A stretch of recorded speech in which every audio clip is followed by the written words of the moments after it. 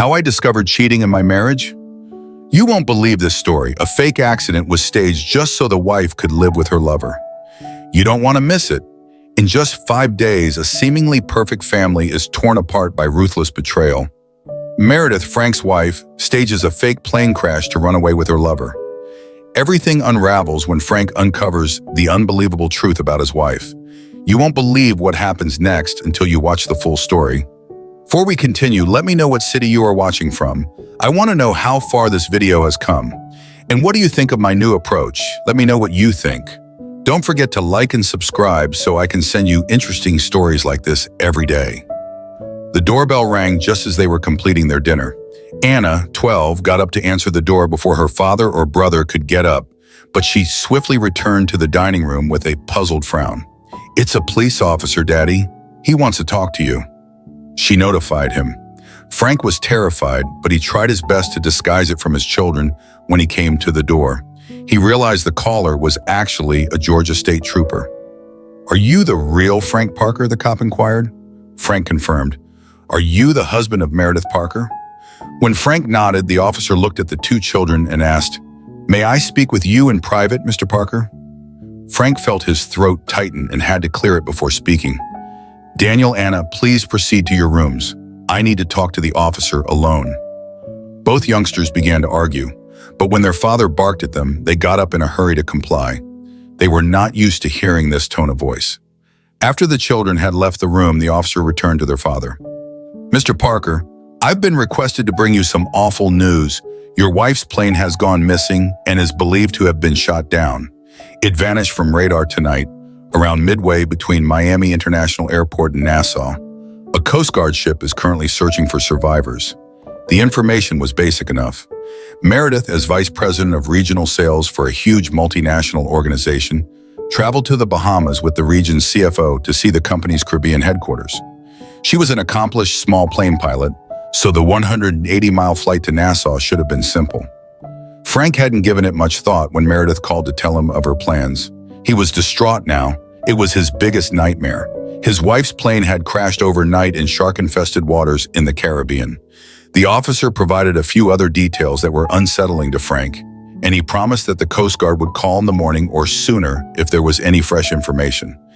Daniel and Anna approached him with concern on their faces, asking questions that their father couldn't answer. Frank knew they were listening in. If he were in their shoes, he would also be eavesdropping.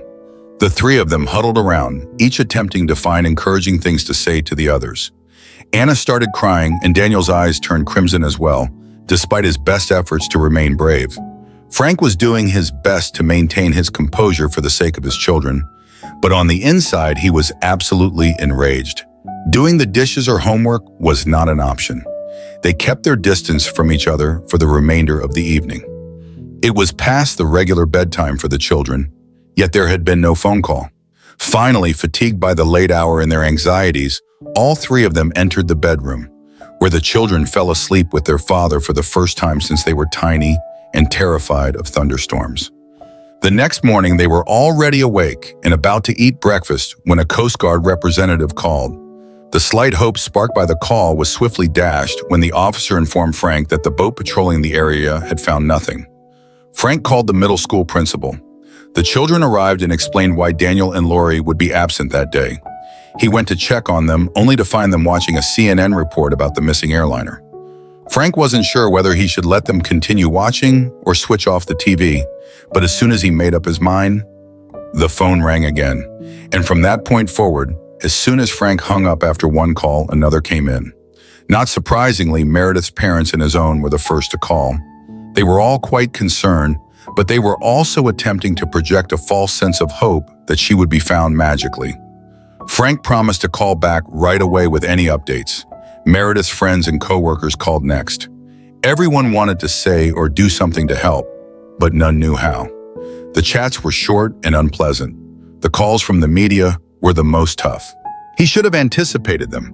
However, Frank was taken off guard when the first reporter contacted, and he spoke with the Journal-Constitution reporter for far longer than he planned to. Then other media began calling, and Frank recognized what was going on, so he began filtering all calls and only answering those from people he cared about.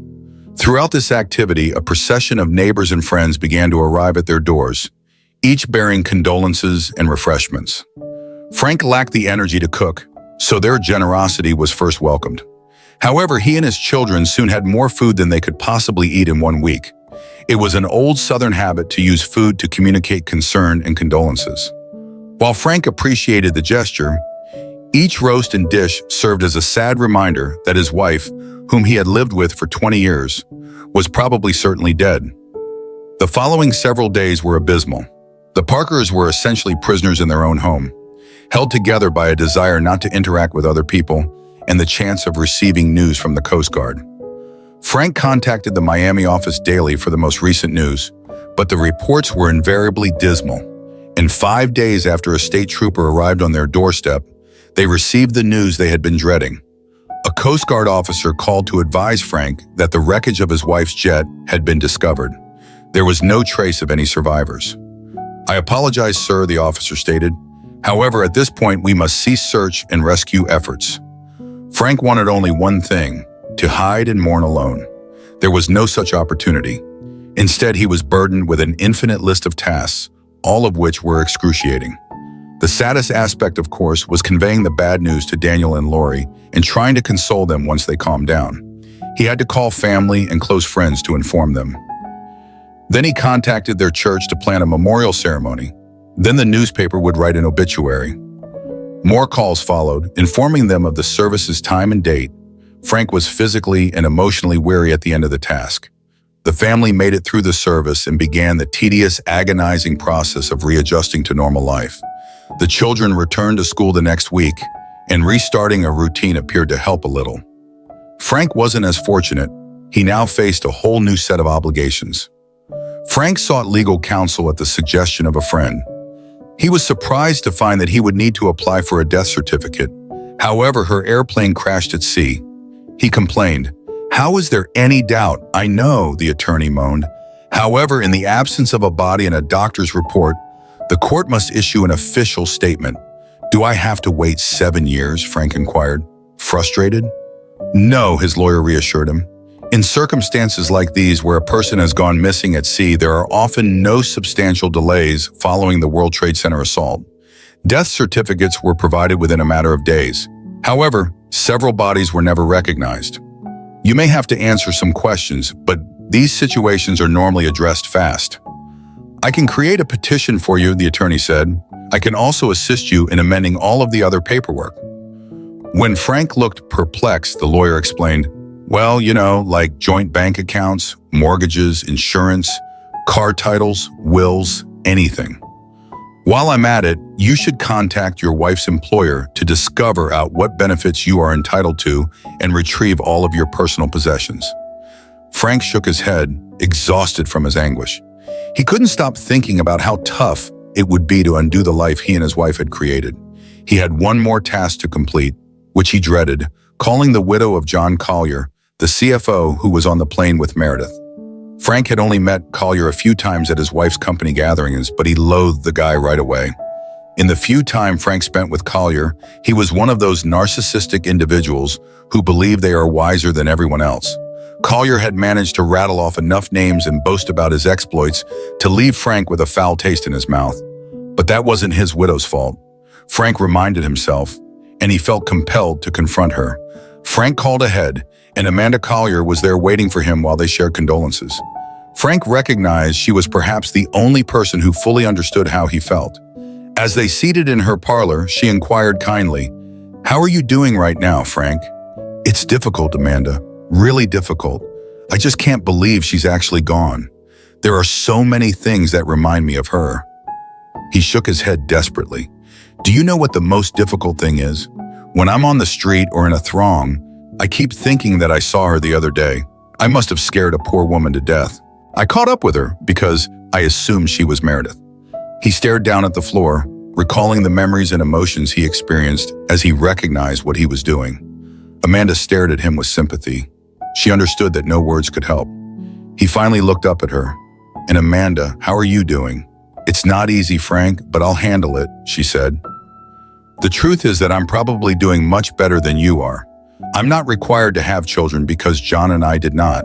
to give them comfort. That is how you do it. Besides, and I would not tell anyone else. Prior to this, John and I did not get along very well. I've caught him having a couple affairs in the past, and I believe he was in the midst of another one. If that hadn't happened, we'd probably have divorced a long time ago. I'm sad to hear this, Amanda, Frank responded compassionately. I can only image how conflicted you are feeling. She agreed, just for a moment. I'm glad I don't have to deal with his cheating anymore. Then I feel bad because I'm not feeling any sadder, and regardless of what, some parts of me still miss him. Are you going to be financially stable? Frank inquired, hoping to shift the conversation. I'm not sure, she said. The good news is that the company insured Frank's life, and because he died on a business trip, I will receive double the face value under the double indemnity clause. The bad news is that I'll need every cent of that money because I discovered that Frank made a series of disastrous trades in the futures market, depleting our holdings significantly. Frank was not surprised by Amanda's comments regarding her late husband. He couldn't imagine that a selfish man like John Collier could not be a devoted husband. Furthermore, the notion that Collier thought himself a market trader was completely consistent with Frank's perception of the man. Frank was lured to Amanda's mention of company-paid life insurance. He remembered his attorney's instructions and made a mental note to contact Meredith's benefits department right away. If Collier was covered, Meredith should have life insurance as well, and the monies could come in handy until he finds work. Frank rose from the couch after a few minutes of conversing. Amanda, please forgive me, but I have to cut my stay short. Billy and Lori will be out of school shortly, and I need to take them both up. But please remain in touch, and if there's anything I can do to assist, even if you just need a sympathetic ear, please don't hesitate to contact me. When Frank arrived to their residence after picking up Daniel and Lori, he was astonished to see an automobile parked in front of him. Frank took the kids into the house through the garage, and a minute later, the doorbell rang. Outside stood a man in his 50s and a young woman dressed for business. I'm Special Agent Harold Barnes. The man introduced himself as Special Agent Celia Murray. We're with the Georgia Bureau of Investigations. We'd want to stop by and ask you some questions about your wife's disappearance. Anna put her arms around her father's waist and buried her face in his side after realizing the two men were police officers. Frank felt her tears on his shirt and cradled her against him. What exactly does that mean? He demanded furiously. Before the first agent could respond, Agent Murray stepped in. Mr. Parker, I sincerely apologize for upsetting your daughter. All we're trying to do is perform a standard check in connection with your request for Mrs. Parker's death certificate. If you want us to return later, we will strive to do so at your convenience. Frank dismissed her and turned to face his daughter. It's all right, sweetheart. Nothing awful has happened. The female agent dropped to one knee, reached into her purse, took out a napkin, and extended it to the girl. Here, honey, she whispered softly. Lori paused and timidly accepted. She blew her nose after wiping her eyes with the tissue. When Frank noticed that his daughter had calmed down, he wrapped his arm around her and spoke to her. These individuals need to tell me a little bit about Lori, your mother. Why don't you go ahead and start completing your homework? If you need me, I'll be here in the living room. With those comments, he gently nudged the 12-year-old girl towards her room. He turned to face the cops. If it doesn't take too long, let us try to finish it. The three of them entered the living room and took seats around the coffee table. Mr. Parker, we need a little information on your wife, the male agent began. How long had you been married? We married in 1990, Frank answered shortly after graduating from the University of Georgia, recalling the lovely brunette he had won over so many years before. She also worked for the International Marketing Corporation for a long time before going missing. That is right, Frank verified that she was the vice president of sales for the southeastern U.S. Why would she travel to the Bahamas if she lives in the southeast? Frank describes what a younger woman asked at EMC. The Southeast encompassed both Puerto Rico and the Caribbean, as well as the United States. Mary had to frequently fly to Nassau, where their Caribbean headquarters were located. Mary? A woman inquired. Frank felt his voice become hoarser. My pet name for her was Mary. Agent Murray leaned out and compassionately patted him on the shoulder. It's all good, Mr. Parker. I understand how difficult this situation is for you. The senior agent decided to shift the course of questioning. Was it usual for your wife to use her own plane on business trips? Yes, Frank said. Mary's father was a pilot, and she obtained her license as soon as she was old enough. She took advantage of every opportunity to fly alone, claiming that it allowed her to be independent of commercial airline timetables. She claimed she could get where she needed to go, perform her business, and return home while her competitors remained stranded in the terminal. She believed that provided her an advantage, particularly when she was just starting out.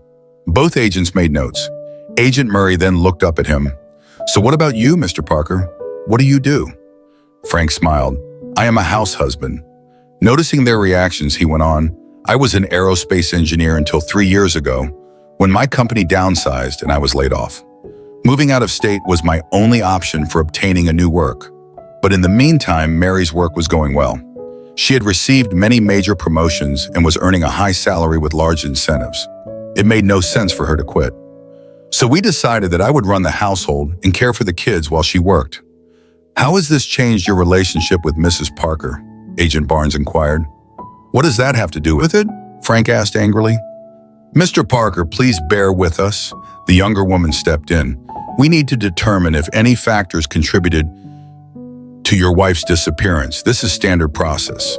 Frank relaxed a little and stared at both of them. "Yes, that was a major change for me, but I'm an engineer. I'm trained to measure and assess all design parameters. It was clear that my change in employment was the best thing for our family at the time. I let Mary focus on his job while ensuring Daniel and Anna were always close to their parents." Neither agent said anything, and Frank saw that the question hung in the air like that. "I don't mean to claim it was simple," he added. "She was usually calling clients or attending meetings at the corporation. So I didn't get to see her as much as I wanted.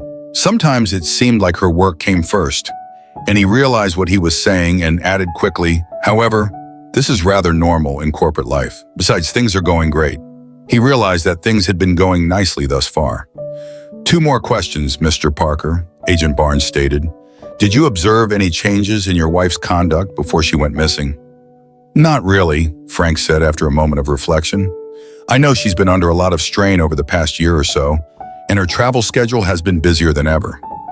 Mary, on the other hand, stated that when she received her promotion, she was expecting it. She promised that the new work would reduce her travel while also providing a high-ranking position and a significant pay boost. "One last question," Agent Barnes spoke, taking notes in his notepad. "Are you aware of any financial changes that your wife has made in the last few months?" "No," Frank said confidently. "I keep track of all of our finances and have not noticed anything unusual." The young woman cast a peek at her spouse. "Mr. Parker, I suppose we've used up enough of your time. We'll be able to complete this quite fast and we'll notify you as soon as we do. In the meantime, if you think of anything you believe we should know, please phone me at this number." After that, she handed him her business card and the two agents made their way to the door. Frank returned to his children's bedrooms to ensure they had finished their schoolwork. When he looked into their rooms, both appeared to be quite occupied. They are powerful kids, he thought. They've been through hell, but they're still doing well. The next day, Frank headed to EMC's headquarters to see the benefits department. The department head approached him and, after expressing her sorrow, handed him a package containing Meredith's personal belongings from the office. Frank had to swallow when he noticed the framed family portrait she had on her desk. The director then recommended him to an expert to discuss Meredith's benefits. The first thing he did was investigate Meredith's 401k account.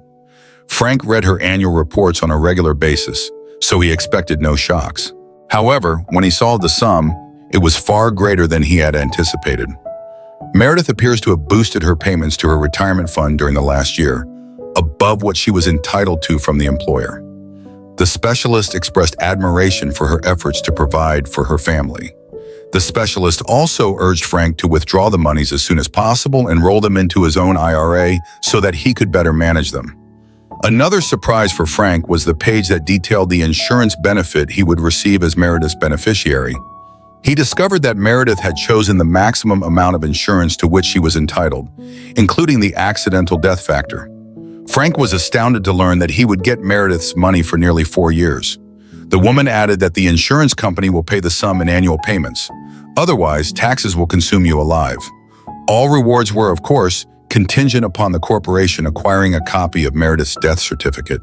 But after receiving a visit from 2 GBI agents, Frank felt optimistic it would happen shortly. Frank felt relieved as he left the office building.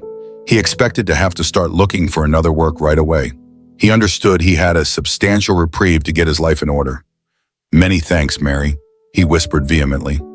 A few days later, Frank was preparing dinner for his family late one night when the doorbell rang. When Frank went to answer it, he discovered Special Agent Murray at the door. After he allowed her inside, she explained why she was there. "Hi, Mr. Parker. Frank, I wanted to personally let you know that our inquiry is complete and your wife's death certificate has been issued. The court should send you a copy in the mail within the next several days."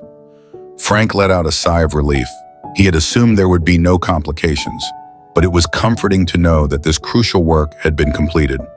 At that moment, a frantic shriek emerged from the back of the home, and Frank was taken aback to hear Lori's voice. "Daddy, I need your help. Please help me." He rushed inside Lori's room. Cecilia Marie trailed behind him, reaching for the service handgun in the shoulder holster beneath her jacket. When Frank entered Lori's room, he noticed his daughter staring at a large crimson bloodstain on her jeans. "I'm bleeding, Daddy," she cried. Frank was terrified. "Lori, what happened to you? Have you ever cut yourself?" As he moved towards his daughter, someone grabbed his elbow and yanked him back with startling force. "Let me handle this," Cecilia replied firmly, pushing him towards the door, but he protested. However, the young woman did not back down. "I will handle this, Frank. Simply step out into the living room and wait." Her voice had a dominating quality that made him pause. When the resolute young woman blocked his row, he cautiously retreated into the hallway. Cecilia quietly closed the door in his face. After 15 nervous minutes, the door opened, and Cecilia was on the threshold before Frank could inquire. She gripped his arm. "Lori is doing good. You should go to the store right now and get a size." "But Lori," Daniel began to argue. "I will look after Lori and inform Daniel of the situation. You, on the other hand, need to go to the store and return here as soon as possible," she remarked, as Frank drove to the closest store. It hit him, and he started to berate himself. "She's menstruating, you moron. You should have noticed it right immediately." On the way back, he kept scolding himself for not talking to his daughter about growing up and becoming a lady. "I need you more than ever, Mary." He felt sorry for himself. When he arrived home, Cecilia greeted him at the door and grabbed the present from him. "Look at the package." She gave a smile. "You did good, Daddy." Then she vanished into Lori's room. After another 30 minutes, Cecilia reappeared, hugging Lori, who slumped back. As his daughter approached him, Frank sank to his knees and held her. "I am very sorry, honey. I should have told you about this a long time ago. I just didn't think about it." "It's all good, Daddy." The girl said something. "I simply didn't grasp what was going on. And then I became afraid. Cecilia told it all to me. Now I know what I need to do." As she spoke, she held Cecilia's hand, and Frank understood his daughter had found a new friend. He rose up and faced Cecilia. "Thanks very much. It's a good thing you were here. I must have panicked for a moment," he regarded his daughter. "I'm afraid I'm not very good around girls." Cecilia smiled, but Daniel appeared from around the corner before she could finish her sentence. "Does the fact that my foolish little sister gets her first period imply we won't eat dinner tonight? I'm hungry." Daniel and Lori both shrieked, but Frank caught her before she could turn on her older brother Daniel. Frank cautioned his son, "If you talk to your sister like that again, you will go to bed hungry." But before his warning became too dire, he continued, "Now wash your hands and arrange the table." He then turned back to Cecilia. "The least we can do is offer you a lunch in exchange for everything you've done. It's not fine dining, but there is something to eat." The young woman seemed visibly ashamed. "I appreciate it, but I am unable to assist." Lori tugged on her arm, interrupting her complaints. "Please, Cecilia, remain and eat with us." Cecilia smiled at her new friend and said, "All right, Anna, this is just for you." She smiled at Frank again. "Many thanks. I'd love to eat dinner with your family." The four of them sat down at the table, and the two children asked Cecilia a lot of questions about her law enforcement experiences. Frank, age 8, listened, pleased by his children's curiosity and delighted by Cecilia's ease with their queries. He understood that, for the first time in a long time, the two of them appeared to be breaking free from their gloomy shell. After dessert, Frank sent Daniel and Lori off to do their duties and offered Cecilia a cup of coffee while they sat at the table. Frank had an opportunity to ask questions. "You seem to get along with Daniel and Lori. Do you regularly work with young people?" She gave a smile. "I am actually from a large family, 3 sisters and 2 brothers. I was the oldest, so I suppose I was like a second mother to the others." She paused for a drink of coffee before continuing. "That explains why I knew what to do with Anna this afternoon. I guided each of my sisters through the ordeal of puberty." She smiled at Frank again. "In fact, my father was just as powerless as you are now." Frank gave a cheeky grin. "All I can say is that I am delighted you landed up here. Even if I had grasped what was going on, I would not have known how to settle Lori down so quickly." She smiled in appreciation, but her demeanor grew more serious. "How are they coping with the death of their mother?" she inquired. Frank exhaled. "I suppose that's about as good as it could get." Anna was quite clinging. "I believe she lacks significant feminine influence. Daniel's situation is difficult to predict. He's become grumpy and distant, but I'm not sure if this is due to Mary's death or simply the fact that he's a teenager now." Celia stared at him with sympathy. "From what I've seen, I think you're doing an excellent job with him. It will only take time for both them and you." With those comments, she rose up and said, "I really enjoyed the meal, Frank, but I have been intruding on your family for far too long. I need to leave now, but if you don't mind, I'd like to say farewell to Anna and Daniel." When Frank nodded, she walked out into the corridor, and he heard her say goodbye to Daniel. She then stayed a few minutes in Anna's room, and when she returned, Anna was walking behind her, her arm around Celia's waist. Frank was surprised to discover she had a new acquaintance. Several days later, Anna received a gift in the mail. When his ecstatic daughter opened the present, she found a pink toy elephant and a note from Celia. Frank was pleased by this concern, but perplexed by the decision. He believed Anna was too old for stuffed animals, but was astonished to see the toy prominently displayed on her bed. "I guess she still has a little girl inside her," he said. The next day, he called Celia's office to express his gratitude. "I would never have thought of it," he said, "but it was exactly what Anna needed." Celia was glad that her daughter was pleased with her present and asked Frank to remain in touch and let her know how Anna and Daniel were doing. Several weeks later, Frank was paying his bills when Daniel's teacher called him one morning. The teacher told Frank, "I'd like to meet with you to discuss your son. He has disciplinary issues at school." Frank agreed to meet with her the next day, but chose not to speak to Daniel that night. He preferred to wait till he understood what was going on before confronting his kid. The meeting was set for the following day after school when the youngsters were in physical education. Mrs. Saldana, the home grade teacher, informed the concerned father that Daniel's behavior in class had deteriorated during the last few months. "I didn't want to say anything at first since I knew how much he had gone through," the teacher elaborated. "But it appears to be worsening. He is becoming increasingly preoccupied and failing to complete his schoolwork, and the other professors tell me he isn't paying attention in their classrooms. So far, he has always studied well, but if he does nothing to rectify the situation, his grades will plummet dramatically this semester." Frank was worried. "Mrs. Saldana, how big of a role does being a teenager play?" She told him that it was undoubtedly a challenging age for youngsters, particularly boys, but we are accustomed to it. "I believe his mother's death had an impact on him that he is unable to express. Maybe you should visit a psychologist." Frank thanked the woman and went to the car, where he waited nervously for the kids to finish their exercise class. He was upset to hear of Daniel's issues and was determined to have a lengthy conversation with him. When Frank took Daniel and Anna home, he directed Anna to her room to start her homework before leading Daniel into the master bedroom. The boy's expression clouded. He realized he was in trouble. Frank described his encounter with Daniel's home teacher and provided examples she had given him. "What is going on, Daniel? Why are you acting this way?" insisted Frank. "It's just so," the child replied sulkily. "Come on, you're more intelligent than that," his father brushed him off. "Don't you value your grades?" "Not exactly," Daniel mumbled. Frank was irritated by his son's inaction, and he sought to shame him into responding. "What would your mother think if she found out you had blown it?" "Who really cares?" Daniel yelled violently in response. "She was a slut." Frank grabbed his son and yelled at him out of shock and rage. Don't you ever talk about your mother in that way? How can you say such a thing? The youngster murmured, terrified of his father's rage and the pain of his tight grip.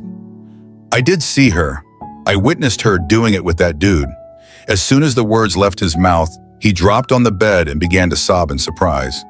Frank sat on the bed next to his son. He wrapped his arms around him and cradled him like a young infant. It's fine, he said, attempting to alleviate the boy's obvious worry. When Daniel's crying stopped, Frank raised his son's head. It is all fine, Daniel. I'm not angry at you. Just let me know what you saw. His son was in tears as he gazed at him. It was last fall. You let me ride my bike to school one time, but I forgot my math homework, so I slipped home during lunch and took it while hunting for it in my room. I heard my mother walk in. I hid so she wouldn't catch me. That's when I noticed a man's voice. What's up, man? I asked Frank a little too soon. I honestly don't know. Someone mentioned Daniel. I haven't seen him before. It's all right, Frank assured him. Please tell me what happens next. They came in here and it got quiet, so I thought I could sneak out. But then I heard my mother make a strange noise and I became afraid. When I looked into the room, they were lying on the bed. The words came out of his mouth faster and faster, as if he was trying to spit them out. When he was finished, he burst into tears again. Why did she do that, Daddy? How could Mom be such a slut? Hearing his son's story, Frank felt himself going numb, but he didn't have time to deal with his feelings. His son depended on him. I completely understand, Daniel. It's fine. I'm sorry you had to see that, but I'm glad you told me. He gently took his son by the shoulders and turned him around to face him.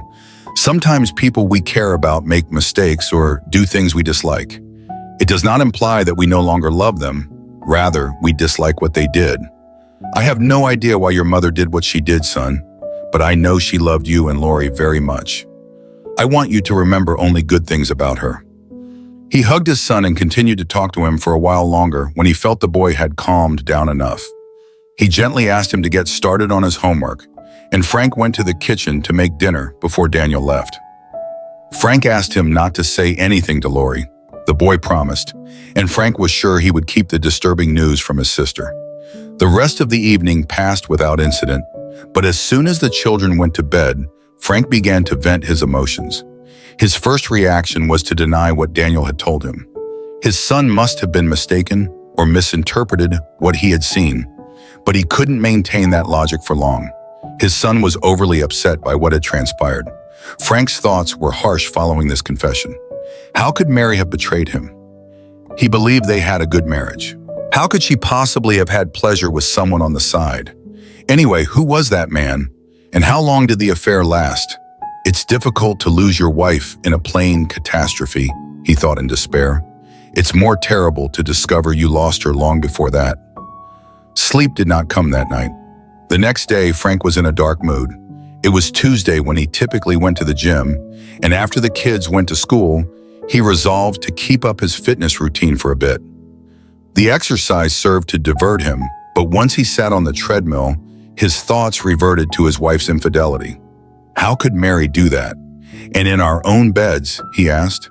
The location made the treachery all the more horrifying. And how did she know I wouldn't be home? But the answer was immediate. It must have been one of those days when I visited the gym. She was confident that the house would be empty because I am a creature of habit.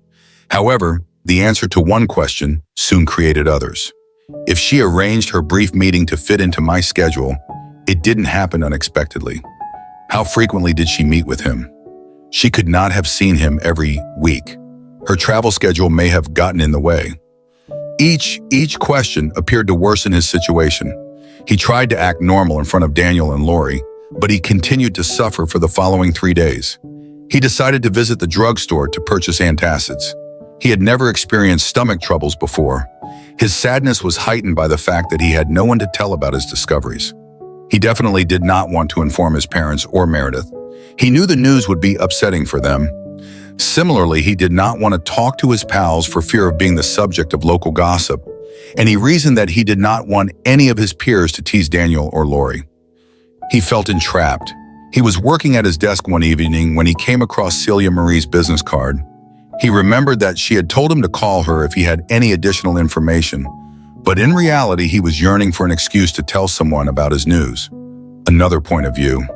He dialed the cell phone number she had written on the card, and when he identified himself, Celia appeared glad to hear from him. Her tone turned to concern when he indicated he needed to speak with her. "Are Anna and Daniel okay?" she inquired eagerly. He said, "They do, but I don't. Would you mind having lunch with me tomorrow? It is not something I want to discuss over the phone." She readily agreed and recommended a location near the GBI office where she worked. "It's a tranquil area. We can talk," she said to him as he hung up the phone. Frank felt a little comforted by the possibility of conversing. Celia was waiting in the restaurant when Frank walked through the doorway. She smiled in greeting, but it quickly faded as she noticed the distressed expression on his face. She couldn't take it anymore as they sat down at the table and placed their orders. "Frank, what's wrong?" "You requested me to let you know if I had any additional information regarding my wife," he explained. "I am not sure whether this has anything to do with your investigation, but I recently discovered that Meredith has been cheating on me." As he spoke, he was mortified and tears flowed down his face. Celia rushed across the table to take his hands. "Frankly, this is bad. Tell me what occurred."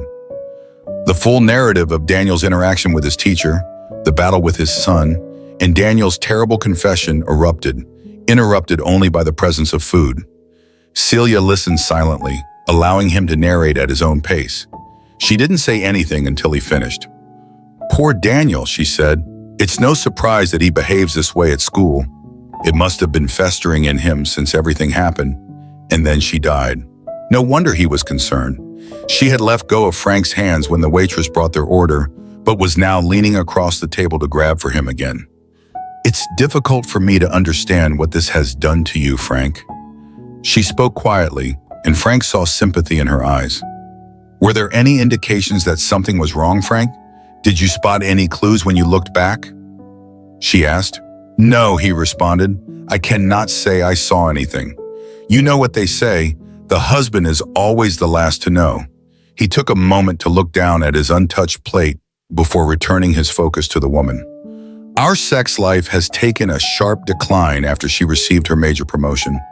But given the demands of her new position and travel schedule, I believed it was understandable. I didn't like it, but I felt compelled to put up with it for the sake of our family. She kept telling me that things will improve when she moved to the national level." But he paused. That didn't seem destined to happen. Then he frowned. "It is killing me that I don't have any answers. I'm not sure what kind of bastard she was sleeping with. I'm not sure when their affair began or how long it lasted. I'm not sure if she was in love with this person or if she planned to leave me. Worst of all, I'm not sure why she did this to me or the kids." Celia squeezed his hands. "Frank, please listen to me. The truth is that you are unlikely to ever receive answers to your queries. You'll have to forget about all of this with her death. Nothing matters now. All you can do is focus on your family and yourself." "I know you're right," he replied. "However, being betrayed in this manner is really painful. I guess she stopped loving me." "No," answered Celia vehemently. "You were wrong regardless of what transpired. Meredith clearly still cared about you and the kids." Check out what you learned at EMC.